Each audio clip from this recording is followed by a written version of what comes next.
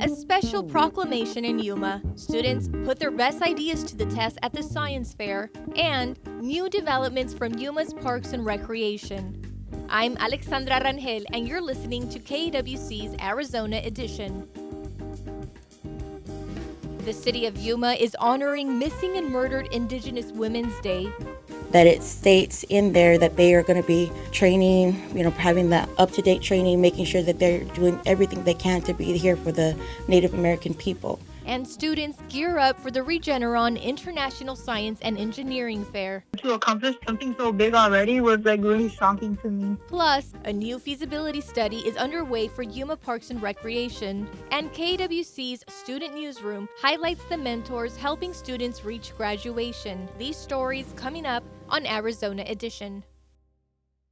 Funding for Arizona Edition comes from listeners just like you. Your continued support allows us to bring you insightful conversations about issues and events impacting our community.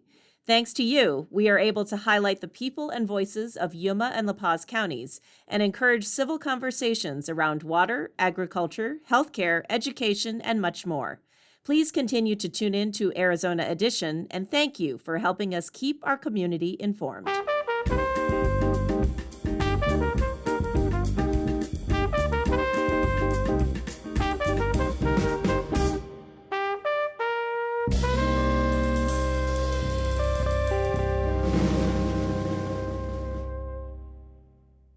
This is Arizona Edition. I'm Alexandra Rangel. Now, therefore, I, Douglas J. Nichols, Mayor of the City of Yuma, Arizona, do hereby proclaim May 2026 to be National Awareness Month for murdered, missing Indigenous women and relatives in Yuma County. May we continue to raise awareness for travesties and honor the memories of the loved ones. The City of Yuma is recognizing May as Missing and Murdered Indigenous Women's Awareness Month, bringing attention to an issue impacting Native communities across the country. Studies have long shown Native American women face significantly higher rates of abuse and violence compared to white women. Nationwide, murder is the third leading cause of death for Native American women, according to the Urban Indian Health Institute. As for the number of Indigenous women who are missing, that total remains unclear because of major gaps in reporting and data collection. However, a 2014 study by the Federal Bureau of Investigation found more than 5,000 cases of missing Indigenous women across the country. It's a heartbreaking reality that local activist and Cocopah Indian tribe member Roxanne Barley has worked to bring awareness to for years. Oka, Nyam Roxanne Barley, Chipe Kopaya, Mahan Wash. Today is a good day. This is good. We did it. We did it here in Arizona, Yuma, Arizona. My people, my relatives. We have stood strong for many years to show our resilience, to show that we are still here despite the hardships, despite the disparity. We are still here thriving resiliently. Reporter Victor Calderon sat down with Barley to discuss the importance of communities like Yuma recognizing Missing and Murdered Indigenous Women Awareness Month. So tell me how that proclamation came about. I had gotten involved in this movement several years ago. I remember one of the first cases that I came across was for the late Ashlyn Pike, and she had gone missing in Shiprock, New Mexico. And my roots in New Mexico that's where my daughter's family is from. So I felt a strong connection there. And once I started to realize that this was an ongoing issue and that the work had started way before me, before I had gotten involved. So I felt that we needed to bring that issue and awareness here in Yuma County because we have two tribes here locally, and I needed to let people know that this was an ongoing issue. I needed to let people know that we needed to keep our people safe. So who did you contact from the city to get this proclamation read? Because I know anytime something like this, there's a process. You have to go to the city or you have to go to the council. How did that work? It was a learning experience all on its own. I've been trying to get this proclamation going for several years, and just being a thorn on the side, always showing up to council meetings, voicing my opinion, voicing my concerns about it, asking the community, the city of council to get involved. I held candlelight vigils, I held marches, and sometimes they would show up, sometimes they wouldn't. But the point is that when they did show up, that's when the connection and the relationship began to form and to blossom, because they got to know on a personal level how it really does affect our communities. So you mentioned that this is personal, or that you felt a connection to recent cases of missing and murdered Indigenous women. So why do you think it was important to have this proclamation? As you said, we have local tribes, Cocopah and Quetzan, but talk about why this was important to have this proclamation. It's important because a lot of the families that have come together to gather to talk about these issues, that we've all found a common ground, and that is law enforcement, whether that's tribal law enforcement, city, sheriff, county. The point is that the law enforcement agencies weren't taking our words seriously. So we knew that there was something that needed to be done, and there's a lack of communication between law enforcement and community members. That was one of the issues that I found, the common ground when we came and brought this information to the senators for the state of Arizona. The Native American Caucus had actually invited community members to come forward and talk about it, and I was one of those people. And I told them that there was a difference when they issue the turquoise alert on how they do that process. Two separate cases. One case here locally that was a turquoise alert was issued within 17 days when that person had gone missing, versus there was one case in Maricopa County. The girl had gone missing within 1 day, and within 8 hours, a turquoise alert was issued, and she was found the same day. So there's proof that the turquoise alert works, but it's just finding that common ground of why is it only working for certain ethnicities and not the others. So the turquoise alert, for our listeners, that has to do when someone goes missing who is from one of the federally recognized tribes here in Arizona? That is the assumption that everyone is led to believe. However, when the Emily's Law had gone into process and was going to be accepted, it was changed at the last minute and said that we cannot do this specifically for one ethnicity. We have to include everyone. So they amended the law and made sure that it included anyone between the ages of 18 to 65 who was in imminent danger. And I have a poster here that has the criteria. In order for that case to have a turquoise alert be issued, there are 5 criteria before it needs to be met. And that takes time. That could take days, weeks, months. But in that Maricopa County's case, it only took several hours. So, and that alert was issued, and she was found, located. So, yeah, there's a lot that I'm observing and trying to compare and communicate with local law enforcement agencies, and making sure that all law enforcement agencies have that training on the turquoise alert. There are 157 law enforcement agencies in the state of Arizona, and only 17 of them know about the turquoise alert. Right, and so our listeners might be familiar with, like, the silver alert is for if it's an older adult that goes missing, and if it's, we get on our phone, we get those amber alerts, I think they're still called, when it's like a child has been abducted in that moment. So anything else you want to share about maybe the proclamation or something that stood out to you? Yes, the proclamation, I felt that I was the one that came up with it, that wrote it, so it's more personal, and the promise that it states in there that they are going to be training, having that up-to-date training, making sure that they're doing everything they can to be here for the Native American people. That was my message behind it. I wanted people to know and realize that this is the promise that the city is making, that they're going to do their part. Therefore, we as community members need to do our part in order to protect our community members, and in order to protect ourselves, that we know that someone's going to cover our back, that we know that someone is actually going to be diligent and thorough with their work ethics and their duties, and they're going to do everything they absolutely can to bring our loved one homes. You said you're a member of the Cocopah community. Is there a message you would like to share with our listeners about the community? Maybe something that should be known about, any news or any issues in the community? All positive stuff with the Cocopah Indian tribe and Quechan. We are working diligently together and trying to unite our communities, because the thing is that we are all experiencing a lot under this administration and all together. And the thing is that we need to start taking a step back and looking at ourselves as villages and start taking care of one another, and let the people in these positions that we trust and that we vote for, that they're going to be able to do their part. And that's where their communication and the connection comes in, that they come back and they come to the community and they work with us and they see this. So this proclamation shows that they are willing to work with us and that they are aware that we are facing this epidemic and that they're going to do their part. It says, to make sure that the police department is up to par with their training. That part right there holds accountability on their end.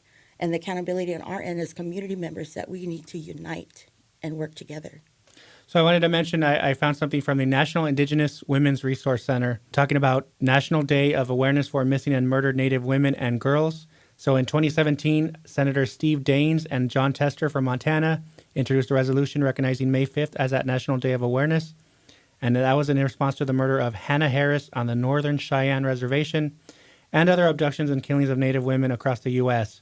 So is there any local website or social media that you would like to share with our listeners, how they can get more information about, finding more information about, what's being done locally? Yes, locally right now, I'm just one person. I'm an advocate. I get myself involved in a lot of different groups that already have been established. One main group that I do work with in connection with the murdered missing Indigenous women is Turtle Island Women Warriors. They're a group located out in Phoenix, Arizona, and what they uncovered was the exposure of the fraudulent sober living homes. That is also in connection with our MMIP awareness, because these people have come onto the reservations to take our people to get help that they are promised. But once they're taken to these fraudulent homes, they're left there with no assistance and no help. So that group has been working with families from Montana, from California, from this state. So yes, Turtle Island Women Warriors is a good group that they can really invest in and support. Right now they're working on providing water resources to people out in the Phoenix area. Here locally, I am doing my part, just trying to get involved with the local grassroots here. That's as best as I can really advise. Get involved with your community members, talk to your people, and just, join whatever you can and participate. All right, Roxanne Barley, thank you so much for your time. You're welcome. Thank you.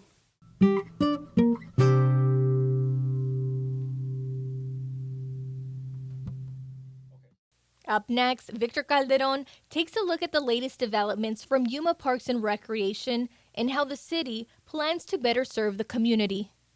At their meeting on May 6th, Yuma City Council members considered authorizing an aquatics feasibility study. The study would review existing aquatic facilities, gather community input, and evaluate potential sites. It would also provide recommendations to help guide future decisions about aquatic amenities in Yuma. The study would also include an assessment of Kennedy Pool to determine its future viability. Eric Erfer is the Director of Parks and Recreation for the City of Yuma. He said community input was strong about the need for an aquatic study. We need to take a look at Kennedy Pool. We need to see what the future of that is, but we need to take a holistic approach towards aquatics. We wanted to take a look at all of our different aquatic facilities, including splash pads as well as our pools, figure out what the total true need is, and do a deep dive into what residents specifically wanted out of their aquatics. The Kennedy Pool location is in Kennedy Park in Yuma, north of 24th Avenue, past McGraw Elementary School. It remains closed as Erfer discussed what the city is looking at. So it'll take a look at Kennedy. It's going to do a full assessment of Kennedy. Is it repair? Is it replace? If it's replace, is it there? And if it's there, what is that? What is the current need going to be? Could be a long course. It could be with a bulkhead that moves in between so that you could have two short courses, something of that nature. Does it have leisure component elements to it? The whole gamut. Erfer said the pool may reopen at the current location or move based on infrastructure. He said public input is key. So it's going to be just like it was with the master plan. We're going to be out there with surveys. We're doing pop-up events. We're doing public forums and things of that nature. People will be able to go on our social media sites and find out when those are. So we'll make sure to get that out to the public. Erfer said the city would also need to consider how much residents would be willing to pay to use the pool. That would determine how much money the city would need to put in its annual budget to operate and maintain the pool. Erfer said the plan would be about an 11-month process. He estimated that building a new pool would cost up to about $18 to $20 million. For KAWC News in Yuma, I'm Victor Calderon.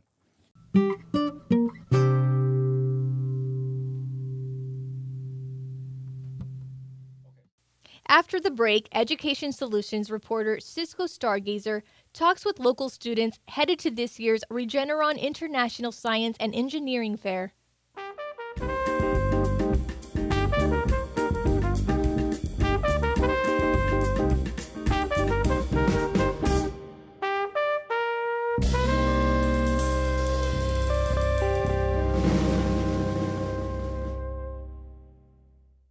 Funding for Arizona Edition comes from listeners just like you.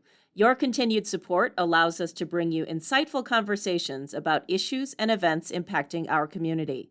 Thanks to you, we are able to highlight the people and voices of Yuma and La Paz counties and encourage civil conversations around water, agriculture, healthcare, education, and much more.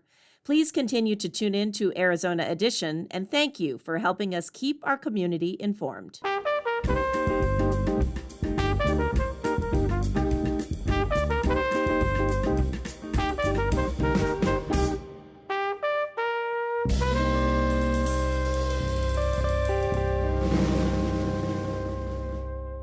Every year, some of Yuma's most innovative students compete in the Regeneron International Science and Engineering Fair. Education Solutions reporter Cisco Stargazer spoke with a few students ahead of this year's competition.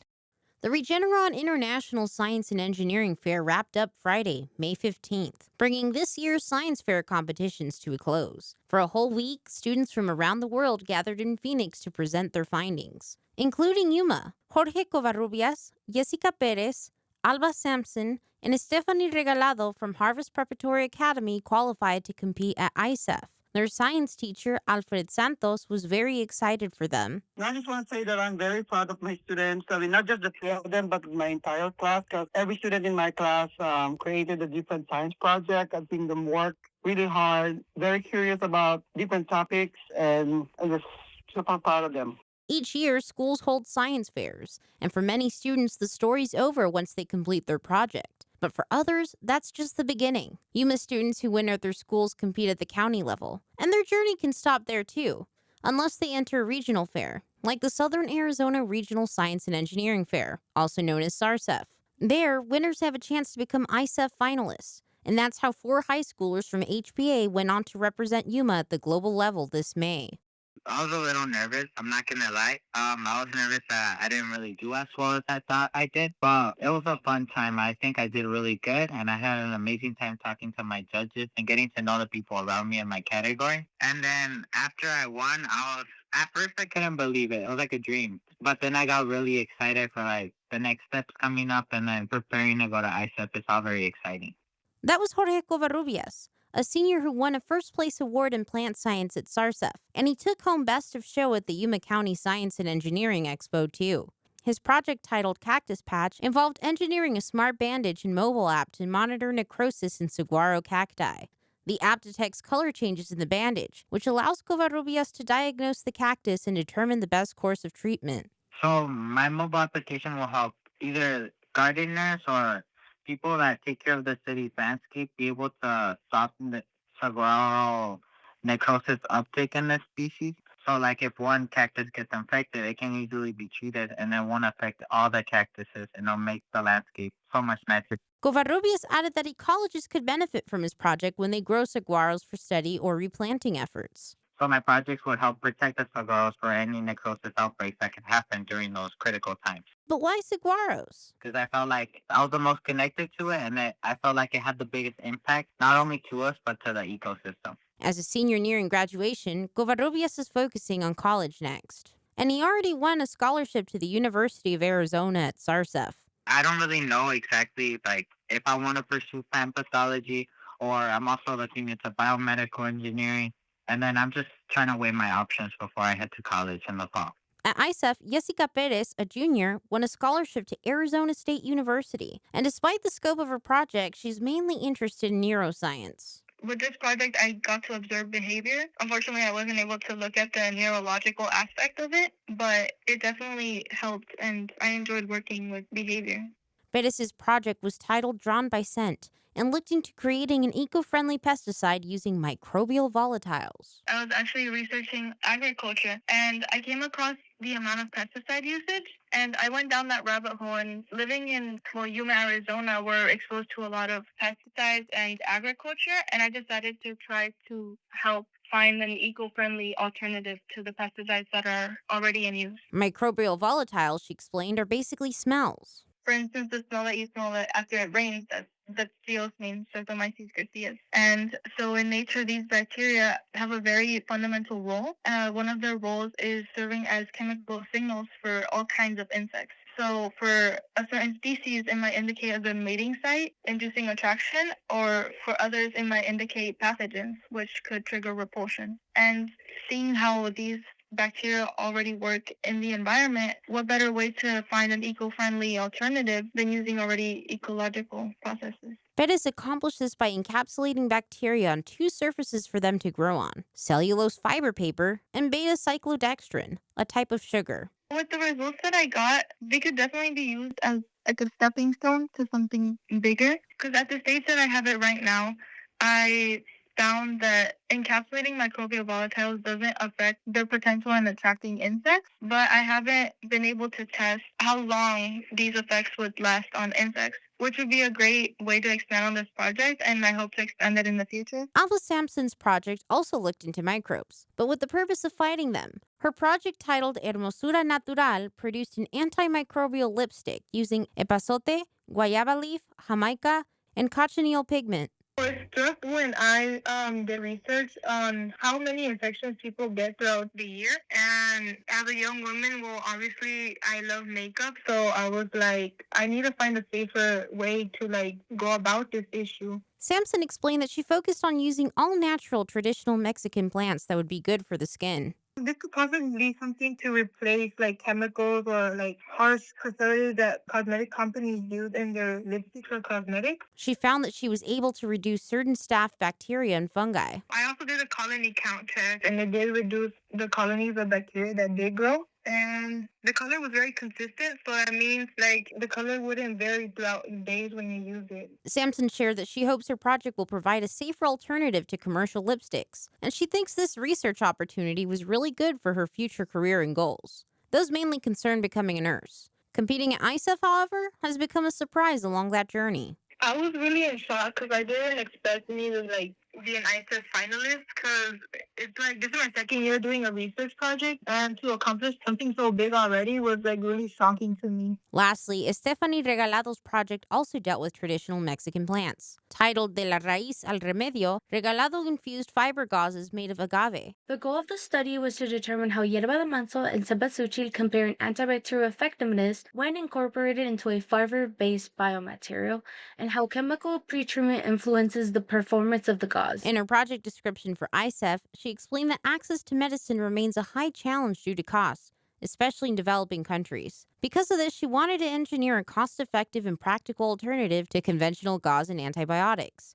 Her results showed that both plant extracts inhibited bacterial growth, but yerba de manso demonstrated stronger and more consistent antibacterial effects. Overall, this study demonstrated that chemically engineered plant-infused fiber gauze can function as an effective low-cost and biodegradable wound dressing, translating traditional medicinal knowledge into a modern biomedical material. Regalado hopes to become a pharmacist, and after she graduates this year, she'll most likely be studying bioscience at ASU. As she and her peers prepare for the next chapter of their lives, they'll be doing so with the distinction of competing on an international stage. None of the students placed this time around, but after SARSEF and ISEF, they're walking away with several accolades and scholarships to their names. Congrats! For Arizona Edition, I'm Cisco Stargazer, and this reporting supported by a grant from the Arizona Local News Foundation. They say it takes a village to raise a child, and the same could be said about helping someone reach graduation. It takes a community of teachers, mentors, and supporters working together. Student reporter Sahey Barcenas spoke with the people who make that journey possible. Learning math, I can work through challenging problems. Mistakes are part of the learning process, and it's okay to make them. With practice, persistence, and support, I can improve. This is the sound of a classroom breaking a wall of doubt. For many of us, the hardest part of college isn't a subject, it's the pressure of the unknown. But behind every student working toward graduation, there is often a voice that refuses to let them fail, a mentor who saw potential in us. I'm Sajei Bárcenas from Siendo Primero, and we'll hear from someone who believes that our potential is more than any complicated equation. My name is Isla Peterson. I am the current Director of Faculty Development and a Professor of Mathematics. She knows that for many, the hardest part of college is the doubt they carry about reaching the finish line. I think that there are many students that come into my classes thinking they can't do math. And it's interesting because I watch my students do math successfully when they don't think they are, and they're doing fine. I think it's important for students to be able to say kind things to themselves and recognize that they are capable, because if nobody else in the world believes in you, you should always believe in yourself. It increases your odds you're going to be able to face the challenges of life when you know that you can do it. Because I think every single person who walks through my door can. They just need to believe it. To Professor Peterson, no variable is too complex, and no obstacle is a dead end.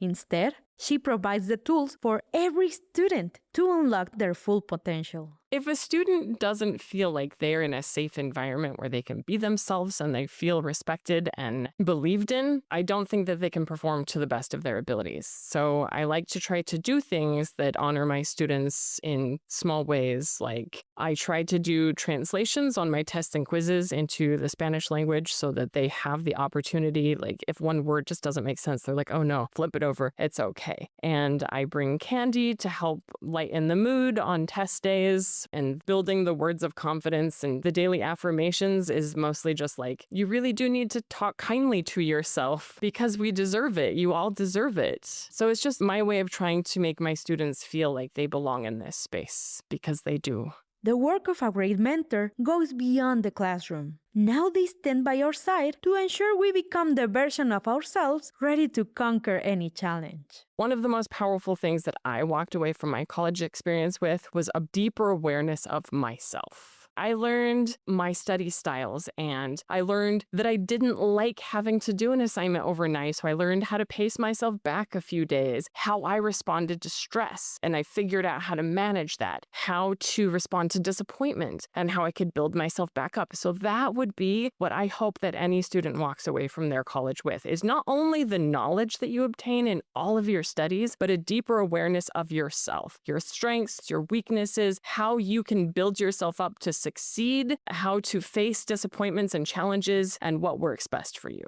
Failure is just a part of the process, and graduation is proof that we'll learn how to stand back up. To every student who is tired or who is just a few steps away from holding that diploma, listen to this. You are all more capable than you even realize, so just believe in yourselves. To our professors and mentors who help us until we cross that stage, thank you for believing in us until we could believe in ourselves. From Siendo Primero, I'm Sajei Bárcenas. Persistence and support, I can improve. I want you guys to believe that with every fiber. Arizona Edition is a production of KWC, Colorado River Public Media. Questions or comments are welcome. Send them to az@kwc.org. You can also connect with us on Facebook and Instagram. Our theme music was used with permission and composed by Stephen Hennig and performed by members of the Yuma Jazz Company. More information at yumajazz.com. I'm Alexandra Rangel. This is KWC's Arizona Edition. Thanks for listening.